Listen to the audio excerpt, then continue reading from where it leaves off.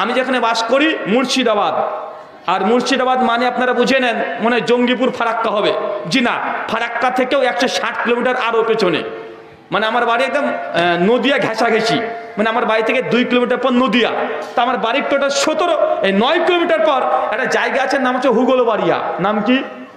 হুগলবাড়িয়া। তো ওখানে একসঙ্গে দুটো মন্দির আছে, একটা দুর্গা মন্দির, একটা কালী মন্দির। ছোট কাল থেকে আমরা শুনে আসছি ওইখানকার কালী মাতা উনি নাকি জাগ্রত দেবী, মাঝে মাঝে জেগে যায়, তাজা হয়ে যায়, মন্দিরে হাঁটাহাঁটি করে। আর ওই কালী বা শ্মশান কালী দেখলে ভয় লাগবে। কালীর কিন্তু অনেকগুলো রূপ আছে, 8খানা রূপ আছে। কয়টা রূপ আছে? 8টা রূপ আছে কালীর। একটা দেবেন শ্যামা কালী, যেটা নীল কালারের হয়, বড় সাইজের হয়, দেখেন না? ওটা কি কালী? ওটা শ্যামা কালী। আর একটা হচ্ছে শ্মশান কালী। কোনটা বলেন তো? সাইজের ছোট, কুচকুচে আলকাতরার মতো কালো, ওটা হচ্ছে শ্মশান কালী। তো ওই মা কালী উনি হচ্ছে জাগ্রত দেবী, মন্দিরের পুরোহিতের দাবি। এলাকার সবাই জানে। আমার তখন মনে তখন মানে শখ, জাগ্রত দেবী দেখবো। আর আমার বাড়ি থেকে মাত্র 8-9 কিলোমিটার।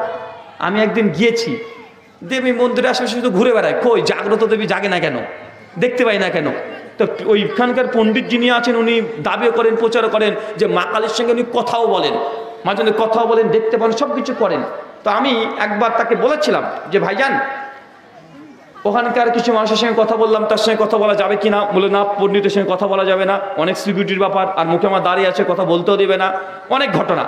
তো আমি তখন দেখলাম যে এই লোকটা যে বললো তিনি মা কালী জাগ্রত দেবীকে দেখেছে, অথচ কেন উপনিষদ অধ্যায় 1 শ্লোক নম্বর 5 আর 6 স্বয়ং ব্রহ্মা তিনি কি বলছেন দেখেন, মন্ত্র বলছে একটা, দেখেন মন্ত্র কি বলছে।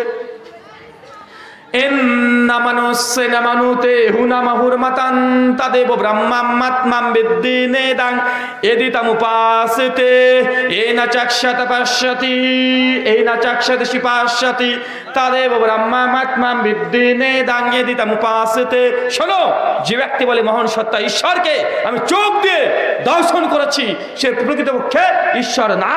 কারণ যিনি সত্য ঈশ্বর হবে তার চোখ দ্বারা দর্শন করা সম্ভব নয়। কেন উপনিষদ মন্ত্র নম্বর 6 প্রথম অধ্যায়। তার মানে বোঝা গেল সনাতন শাস্ত্র অনুযায়ী ঈশ্বরকে চোখ দিয়ে দেখা সম্ভব না। তাই মৌলবী হোক আর কোন হিন্দু ঠাকুর পণ্ডিত হোক, যেই বলবে ঈশ্বর বা আল্লাহকে দেখেছি, সে 1 নাম্বার নির্ভেজাল মিথ্যাবাদী। কথা কি বুঝতে পারলেন না ভাইজান? জান্নাত নির্ভর করছে কার উপরে? কথা বলেন। পীর সাহেব? জি না।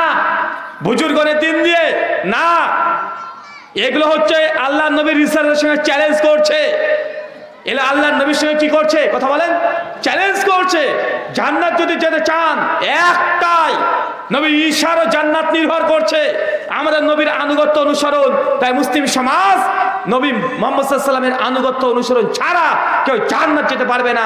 আর নির্ভেজাল নবীর যদি আনুগত্য অনুসরণ করেন, ইনশাআল্লাহ জান্নাতে নবীর সঙ্গে থাকবেন। করবো তো ইনশাআল্লাহ চাচা? হ্যাঁ, আপনারা বললেন না যেন হুজুর অনুষ্ঠান হলো মুনাজাত কেন করলেন না? সমাজে আছে না নাই? আপনাদেরকে আছে নাকি? হ্যাঁ, নামাজে পরে মুনাজাত আছে? হ্যাঁ, এই মসজিদ শেষ হয়ে যাবে, দেখো যে মুনাজাত করলাম না। তখন একজন বলে, এই কি হুজুর নিয়ে এসছে গো, দোয়াই করে না, নতুন নতুন হুজুর এসেছে, দোয়া তুলে দিল গো। অনেক বয়স্ক মানুষ, আরে কি হুজুর আসলে রে, দোয়াই তুলে দিল সমাজ থেকে, দোয়াই আর করে না। চাচা, কেউ দোয়া তুলে নাই, সবাই দোয়া করে। দোয়া করার কিছু কিছু পদ্ধতিকে তোলা হয়েছে, সম্পূর্ণ দোয়া নয়, বুঝতে পারলেন? আবার আবেগ দিয়ে বলছে, আরে হাত তুলে তোলা হচ্ছে, দোয়া করছে, পা তো আর তুলিনি, হাত তোলাতে কি ক্ষতি হয়ে গেল? চাচা, আল্লাহ নবী এইভাবে এই ফরজ নামাজের পরে বা এই মাজলিসের শেষে, বিবাহর পরে, জানাজার পরে এই প্রচলিত পদ্ধতিতে পাবন্দি সহকারে দোয়া হাত তুলে আপনি যেভাবে করেন এইভাবে করেননি। মানে আমিলা আমালান লাইসা আলাইহি আমরুনা ফাহুয়া রাদ, কোনো ব্যক্তি এমন কোনো আমল করলো যে আমল আল্লাহ নবী দ্বারা প্রমাণিত নয়, ফাহুয়া রাদ, সেটা বাতিল। সেই মুসলিম হাদিস নাম্বার 1718, আবু দাউদ হাদিস নাম্বার 4606, মিশকাত হাদিস নাম্বার 140। তার মানে যদি ইবাদত করতে হয় নবী কিভাবে করেছে ওইভাবেই করতে হবে। নিজের মন কি বলছে এই দিক গিয়ে যদি করেন, ইবাদত কবুল হবে। কথা বলেন। নবীর সঙ্গে থাকতে পারবেন? পারবেন না। মা আতাকুম রাসূলু ফাকুযুহু ওয়া মা নাহাকুম আনহু ফান্তাহু, আমার নবী তোমাকে যা দিয়েছে গ্রহণ করে নাও, যা দেয় নাই বর্জন করে দাও। সূরা হাশর আয়াত নম্বর 7, ইবনে মাজাহ হাদিস নম্বর 1। তার মানে বোঝা গেল নবী যতটুকু আমল করেছেন, দিয়েছেন, অতটুকু খুশি থাকেন, আমল করেন, নবীর ইত্তেবা করেন, ইনশাআল্লাহ নবীর সঙ্গে জান্নাতে থাকতে পারবেন। আর এই পীর সাহেব দিয়েছে, এই ওজিফা পীর সাহেবের, এটা পীরকে আনুগত্য করছি, পীরের বায়াত করেছি, তাহলে জান্নাতে গিয়ে আপনি পীরের কাছে থাকবেন, কারণ পীর আপনার জান্নাতে যাবে না জাহান্নামে যাবে, এটা আপনি কি জানেন? কনফার্ম কথা বলেন। আপনি যে পীর ধরেছেন জান্নাতেই, এটাকে আপনি কনফার্ম? হ্যাঁ, এখন ওর কবর আযাব হচ্ছে না কি হচ্ছে এটা কে জানে? তাই ফালতু রিস্ক নিয়ে নেওয়া আছে। তাই নবীর আনুগত্য অনুসরণ। 2, সহিহ বুখারী, সুনান তিরমিজি, হাদিস নাম্বার 1320। আল্লাহ নবীর কাছে একজন সাহাবী এসে বলছে, মানে আল্লাহ নবীর কাছে একজন সাহাবী এসে বলছে, আল্লাহ নবী আপনার সঙ্গে আজকে রাত্রে আমি জাগতে চাই, আপনার ইবাদত কেমন কেমন করেন এটা দেখবো। তো আল্লাহ নবীর সঙ্গে সে সাহাবী এসে দাঁড়িয়ে আছে। তো আল্লাহ নবী যখন রাত্রে হয়তো উঠলেন তাহাজ্জুদের নামাজ পড়ার জন্য, তো এই সাহাবী আল্লাহ নবীকে এই পানি এগিয়ে দেয়, এই জিনিস এগিয়ে দেয়, ওই জিনিস এগিয়ে দেয়, টাওয়াল এগিয়ে দেয়। তো আল্লাহ নবী কর্মগুলো করছে। তা আল্লাহ নবী তাহাজ্জুদের সালাত শেষ করে সেই সাহাবীকে বলছে, তুমি আমার কাছে কি চাও, কি চাও বলো। ওই সাহাবী বলছেন, ইয়া রাসূলুল্লাহ আমি আপনার সঙ্গে জান্নাতে থাকতে চাই। কি বলেন তো? দিয়েছে কি? পানি। নবী বলছেন খুশি হয়েছে তার প্রতি, তার খেদমতে। বলছে কি চাও, আমার কাছে কি চাচ্ছ তুমি? ওই সাহাবী ডিরেক্ট বলছে, নবী আমি কিছু চাই না, জান্নাতে আপনার সাথে থাকতে চাই। আল্লাহ নবী কথা শুনে বলছে, আচ্ছা ঠিক আছে, আর কি চাও? আবার বলছে, নবী আপনার সাথে থাকতেই চাই। আল্লাহ নবী বলছে, আরে বুঝলাম, আর কি চাও? অন্য কিছু চাও? বলছে না, এই দুনিয়ার আমি কিছু চাই না, জান্নাতে আপনার সঙ্গে আমি থাকতে চাই। আল্লাহ নবীর সঙ্গে সে বললেন, আচ্ছা ঠিক আছে যাও, তুমি বেশি বেশি সিজদা করো, বেশি বেশি রাতে তাহাজ্জুদের নামাজ পড়ো, ইনশাআল্লাহ বেশি বেশি তাহাজ্জুদের নামাজ পড়লে আপনি নবীর সঙ্গে জান্নাতে একসঙ্গে থাকবেন। তাহাজ্জুদ পড়বো তো ইনশাআল্লাহ? পড়বো ইনশাআল্লাহ? এরা ইনশাআল্লাহ বলতেও ভয় পায়। ওই যে তাহাজ্জুদের নামাজ পড়বো, তো গার্লফ্রেন্ডের সঙ্গে কথা বলবো কোন সময়? ওইটাই তো আসল ওয়াক। ওটা আসল ওয়াক না? যেই সময় তাহাজ্জুদে বসে বসে হাতের আঙুল টিপার দরকার, ওই সময় মোবাইল টিপছে, এইভাবে মেসেজ করছে গার্লফ্রেন্ডকে। সামনে 14ই ফেব্রুয়ারি আসছে, বিশাল ব্যাপার, কি কি করবে সব প্ল্যান চলছে, চলছে না? নবীর সঙ্গে থাকতে হলে দ্বিতীয় আমল কি বলেন তো ভাইজান? কথা বলেন। দ্বিতীয় আমল কি? তাহাজ্জুদের নামাজ। কোন নামাজ? তাহাজ্জুদের নামাজ। মুসনাদ আহমদ হাদিস নাম্বার 9765, শেখ সোহেব আরনাউত সনদ সহিহ বলেছেন, একজন সাহাবী এসে, আল্লাহ নবী বসে আছেন, ওমর বিন খাত্তাব বসে আছেন, এসে বলছেন, ইয়া রাসূলুল্লাহ মদিনার একটা মেয়ের সঙ্গে আমি প্রচন্ড প্রেম ভালোবাসা করতাম, আর মেয়েটার সঙ্গে এমন কোনো কাজ নেই যে আমার ঘটেনি, সব কাজ করেছি, শুধুমাত্র জেনা, ডাইরেক্ট জেনা ছাড়া সব কিছু করেছি। এখন বুঝে নেন ওই যুবকটি মেয়েটার সঙ্গে কি কি কাজ করেছে, বিয়ে ছাড়ায় তার গার্লফ্রেন্ডের সঙ্গে সব কিছু করেছি, তো ডিরেক্ট জেনা বাদ দিয়ে। যখন এই কথা বলেছে, সঙ্গে সঙ্গে ওমর বিন খাত্তাব চট করে দাঁড়িয়েছে, তুমি কি বললে নবীর সামনে? তুমি গুনাহের কাজ করেছো সে বলছো? খবরদার, তুমি যদি গোনাটা যদি একটু লুকিয়ে রাখতে। আল্লাহ নবী কোনো কথা বলছেন না। সাহাবী এসে বলছে, আল্লাহ নবী ওই মেয়েটার সঙ্গে সমস্ত পাপের কাজ করেছি, যা একজন নারীর সঙ্গে পুরুষ করে সব করেছি জেনা বাদ দিয়ে। নবী যখন কোনো অ্যান্সার করলেন না, ওই সাহাবী তিনি চলে যাচ্ছেন। আল্লাহ নবী একটু পরেই ওই সাহাবীকে ডেকে পাঠিয়েছেন, এসো। তার সামনে এসেছে। আল্লাহ নবী তখন বলছেন, তুমি এই কর্মটা করেছো, পাপকে তুমি গোপন রাখবে। 1, 2 প্রতিদিন তাহাজ্জুদের সালাত আদায় করবে, রাত্রিবেলাতে আল্লাহর কাছে তাহাজ্জুদে দাঁড়িয়ে নফল সালাতে দাঁড়াবে, ইনশাআল্লাহ জেনার তোমার যে গুনাহ, এই গুনাহকেও আল্লাহ ক্ষমা করে দেবেন ইনশাআল্লাহ। কথা বুঝতে পারলেন না মনে হয়? সহিহ বুখারী 6069 নম্বর হাদিস। আল্লাহ বলছেন, কুল্লু উম্মতি মাগফুর, আমার প্রত্যেক উম্মতকে আল্লাহ ক্ষমা করে দিবে। যত উম্মত আছে যারা কালেমা পড়েছে নবীর, সবাইকে আল্লাহ ক্ষমা করে দিবে একদিন। গুনাহ করেছেন, পাপ করেছেন, অবশ্যই জাহান্নামে যেতে হবে, কিন্তু নবীর শাফাত, কোরআনের শাফাত, সিয়ামের শাফাত, আল্লাহর রহমতের শাফাত, সবগুলোতে একদিন না একদিন জান্নাতে যাবেন যদি আমলের শরীক না থাকে। নবী বলছে, কুল্লু উম্মতি মাগফুর, আমার প্রত্যেক উম্মতকে আল্লাহ সুবহানাহু ক্ষমা করে দিবে। শুধু এক শ্রেণীর ব্যক্তিকে আল্লাহ ক্ষমা করবে না, কারা? যারা গুনাহ করেছে, গুনাহকে প্রকাশ করে দিয়েছে। বুঝলেন না মনে হয়? বুঝতে পারলেন কি? মানে গুনাহ করেছেন, গুনাহ করে প্রকাশ করে দিয়েছেন। আপনি বললেন, এই ওই মেয়েটার কি কথা বললাম না, পটি ফেলেছি, কালকে রাত্রিবেলাতে ওকে ওদের বাড়ির কাছে গিয়েছিলাম, গিয়ে চেপে ধরেছি, কিস করেছি, এই যে প্রকাশ করে দিলেন বন্ধুদের কাছে, আপনার ক্ষমা নাই। বুঝতে পারলেন না মনে হয়? বুঝতে পারলেন কি?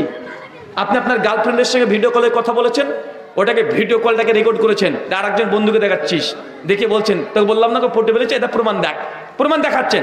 আসে না নাই কথা বলেন? মদ খেয়েছেন, বন্ধু দেখে সে বলছেন আরে আমি একসাথে 3 প্যাক খেতে পারি, কালকেই খেয়েছি, বা এমন আছে না নাই কথা বলেন?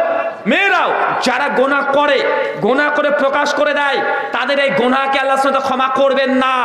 সহিহ বুখারী হাদিস নাম্বার 6071, আল্লাহ নবী বলছেন কিয়ামতের মাঠে সমস্ত উম্মত যখন উঠবে, আল্লাহ সুবহানাহু ওয়া তাআলা কিছু মানুষের সঙ্গে, আল্লাহ সুবহানাহু ওয়া তাআলার সঙ্গে একটা পর্দার অন্তরাল করে দিবে, মানে আপনাকে পর্দার অন্তরালে আপনাকে ঘিরে ফেলবে।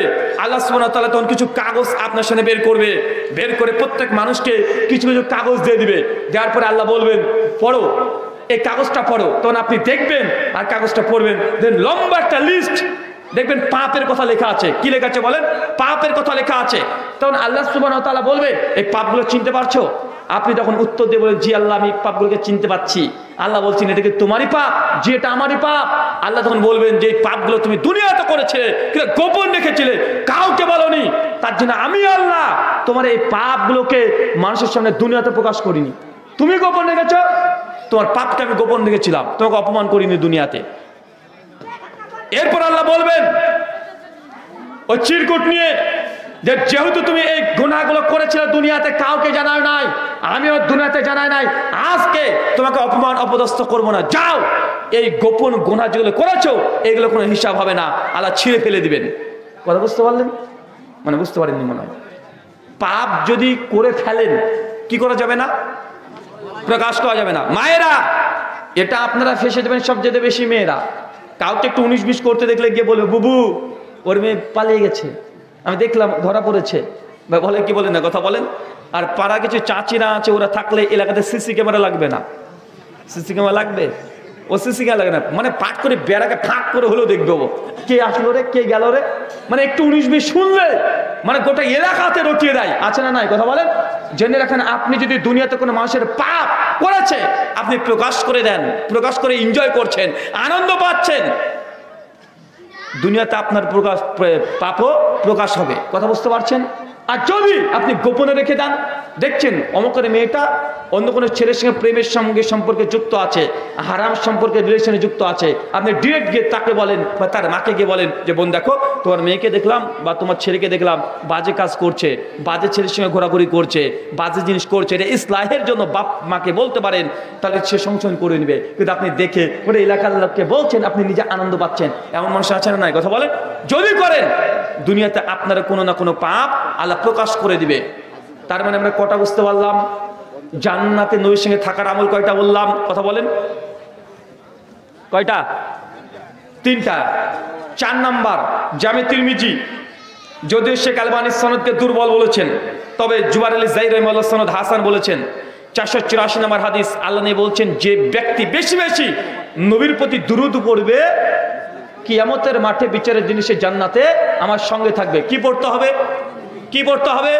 দুরূদ ইব্রাহিম, ওই আল্লাহুম্মা সাল্লি আলা, এটা দুরূদ না, এটা মেড ইন চায়না। এটা কি বলেন তো? এটা হুজুরের কোম্পানিতে তৈরি করা দুরূদ, এই দুরূদ না। কোন দুরূদ? নবীর প্রতি বেশি বেশি দুরূদ পড়বেন, দুরূদ ইব্রাহিম। এই দোয়া পড়বেন, আল্লাহর নবী বলছেন যে ব্যক্তি বেশি বেশি আমার প্রতি দুরূদ পড়বে জান্নাতে সে ব্যক্তি আমার সঙ্গে থাকবে। কারণ নবীর প্রতি দুরূদ পড়া মানে নবীর প্রতি ভালোবাসার এটা আলামত। 5 নাম্বার সহিহ সুনান তিরমিজি 1209 নম্বর হাদিস, শেখ আলবানী এই হাদিসকেও যায়িফ বলেছেন, তবে শেখ শুআয়ব নাউদ আর 3টে শাহেদ থাকার কারণে হাসান বলতে চেয়েছেন। যদিও এর এমনি অনেকগুলো হাদিস বুখারী মুসলিম দ্বারা প্রমাণিত আছে, তাই ফজিলতটা প্রমাণিত নাই। আল্লাহ নবী বলছেন যে ব্যক্তি বিজনেস করে প্রতারণাহীন ভাবে, কিভাবে বলেন তো ভাইজান?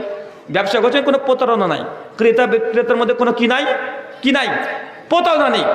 বলেছেন মানে এই আলুগুলো দিলাম, ওই আলুর মধ্যে কোনো ভেজাল আলু ঢোকার নাই। আপনি তো ফলওয়ালা, কি করেন? সামনে 4-5টা ভালো ফল সাজিয়ে রাখেন আর পেছনে রাখেন খারাপগুলো।